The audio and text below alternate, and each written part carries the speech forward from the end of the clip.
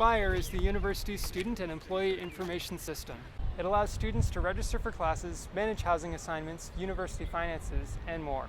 SPIRE allows instructors to view class rosters, add textbook information, and submit grades. SPIRE also allows authorized staff to view and manage information, such as student records. SPIRE Tutorial Videos Part 1, Intro to SPIRE. To access SPIRE, navigate to spire.umass.edu in your web browser. Here are locations of some important SPIRE functions on the SPIRE login page. To get password or NetID help, click either of the password and NetID help links located under the Go button in the Log On to SPIRE box or under the IT Accounts heading on the right side of the page. On the left side of the page, notices and information will be displayed. For instance, information about upcoming service outages.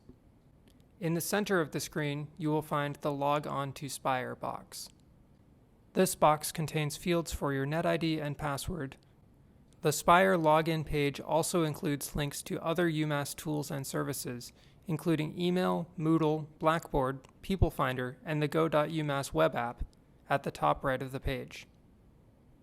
If you need help with SPIRE, please see the links, including the SPIRE Contacts link, under the Get Help heading on the right side of the page.